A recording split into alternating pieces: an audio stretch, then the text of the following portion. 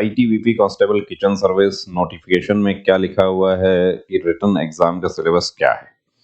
अब written exam का देखिए किसी तरह कोई डिटेल सिलेबस यहाँ पर नहीं है, लेकिन आपको एक आइडिया यहाँ पर मिल जाएगा कि किस तरीके से तैयारी करें, क्या पढ़ें, कैसा पढ़ें, अब कितना पढ़ें। तो फिजिकली देखिए, सबसे पहले तो आपको देखना है कि आप फिजिकली यहाँ पर फिट है या नहीं है। फिजिकल आपका अभी डॉक्यूमेंट वेरिफिकेशन तो होगा बाद में, लेकिन फिजिकल अभी आपका होगा। तो फिजिकल आपका हो जाए, उसके साथ साथ आप अपना रिटन की तैयारी भी आप शुरू कर दीजिए। आप में से काफी कैंडिडेट्स ऐसे हैं जो एसएससी जीडी का भी उनका एग्जाम है और साथ में आईटीबीपी किचन स्टाफ भी है। तो एसएससी जीडी का एग्जाम और आईटीबीपी, क्योंकि एसएससी जीडी का अभी एग्जाम का अपडेट नहीं आया है, लेकिन एग्जाम किस डेट से शुरू होना है ये पता है। अब आपका एग्जाम कोई भी इसके साथ क्लैश हो रहा है तो घबराने की जरूरत नहीं है। आप एक एप्लीकेशन सिंपली देंगे सेंटर पे, तो वो आपका पीएसटी पीटी जो है वो डेट उसका पोस्टपोन कर दिया जाए। कि कोई किसी का कॉलेज का एग्जाम है तो उस स्थिति में भी वो हो जाता है, किसी का खुद का मैरिज है उस स्थिति में भी हो जाता है। हाँ, रिटर्न एग्जाम जो है वो पोस्टपोन नहीं होता है क्योंकि वो फिक्स है।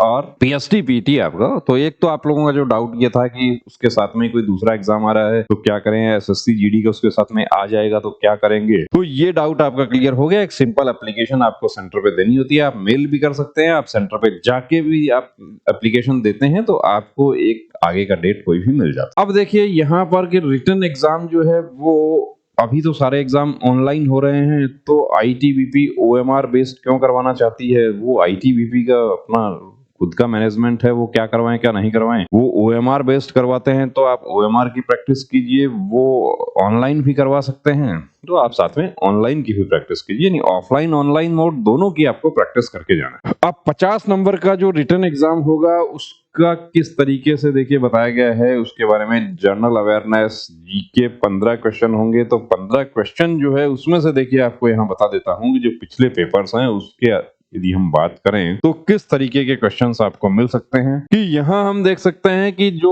स्टैटिक जीके है हमारा लूसेंट का जीके, वो 8 से 10 क्वेश्चन उसके हैं। लेकिन अभी पिछले 1-2 सालों से देखा जा रहा है कि लूसेंट का जीके जो है वो थोड़ा सा लेवल उसका बढ़ गया है। तो आप उस पैटर्न को आधार बनाकर और साथ में देखिए एडवांस तैयारी कीजिए, यानी कि 6 to 10 तक का जो क्लास का जो जीके है उसमें से आपके 8 से 10 क्वेश्चन जो है वो आपके कंफर्म है। आगे बचे हुए आपके 7 से 5 क्वेश्चन जो है वो उसमें से समझ लीजिए कि करंट जो है वो 5 क्वेश्चन आपको करंट के। अब करंट में जब ऑनलाइन एग्जाम होता है तो देखिए एग्जाम से 2 दिन पहले तक का करंट जो है वो भी आ जाता है, लेकिन ऑफलाइन मोड पे यदि होता है तो एग्जाम से लगभग 1 से 1.5 महीने पहले का जो केस है वो आपको कवर करना है। इसी तरीके से यदि हम बात करते हैं कि एलिमेंट्री मैथमेटिक्स, तो एलिमेंट्री मैथमेटिक्स ये जो 10 क्वेश्चन है, इस 10 में से आप ये मान लीजिए कि 5 से 7 क्वेश्चन तो सरलीकरण बेस ही आ जाते हैं। तो पुराने पेपर्स हैं उनको यदि हम देखते हैं तो बाकी पुराने पेपर का भी एनालिसिस करके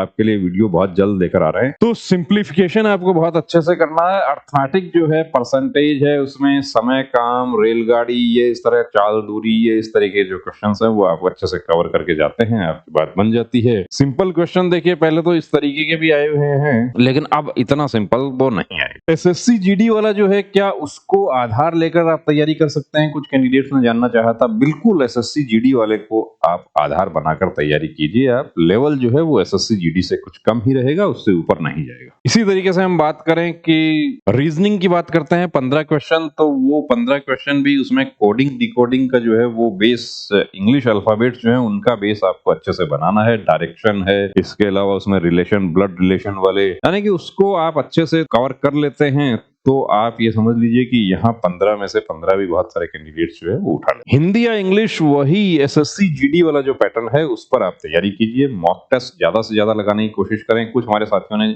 बुक के बारे में कहा था कि हमें कोई बुक एडवाइस कीजिए, तो देखिए बुक मार्केट्स में बहुत सारी अवेलेबल हैं, उसमें आप कोई भी 1 या 2 बुक आप रेफरेंस के लिए आप अपना आधार बना सकते हैं कि उस बुक को किस तरीके से मैं रेफरेंस लूं। प्रैक्टिस की 50 क्वेश्चन जो है वो मुझे करने हैं, 50 क्वेश्चन 1 घंटे में करने हैं। तो आप घर पे यदि आप ये समझिए 50 क्वेश्चन यहाँ पर यदि घर पे आप टाइम ले रहे हैं, इसमें 50 में 50 मिनट ले रहे हैं, तब आप एग्जाम में 50 क्वेश्चन 60 मिनट में आप कर, कि जिसमें टाइम कहाँ लगने वाला है, आपको टाइम लगने वाला है आपको मैथ और रीजनिंग में ज्यादा लगने वाला है। जीएस में ठीक है आपको याद है, बहुत अच्छी बात है, तुक्का लगाने की जरूरत नहीं है। कुछ हमारे साथियों ने नेगेटिव के लिए पूछा था, उसके बारे में जानकारी करके डिटेल वीडियो आपके लिए बना रहे हैं। साधारणतः नेगेटिव देखिए होता नहीं है, लेकिन पूरा डिटेल में आपको बता दिया जाएगा क्या पढ़ें कैसे पढ़ें। अब ये है कि कितना पढ़ें तो कितनी प्रैक्टिस आप करके जाएंगे। नई चीज को अभी नहीं छेड़ने की कोशिश करना है। एग्जाम कब तक होगा, तो एग्जाम निश्चित रूप से देखिए अप्रैल में आप लोगों के एग्जाम जो है वो निश्चित रूप से आ जाएंगे, क्योंकि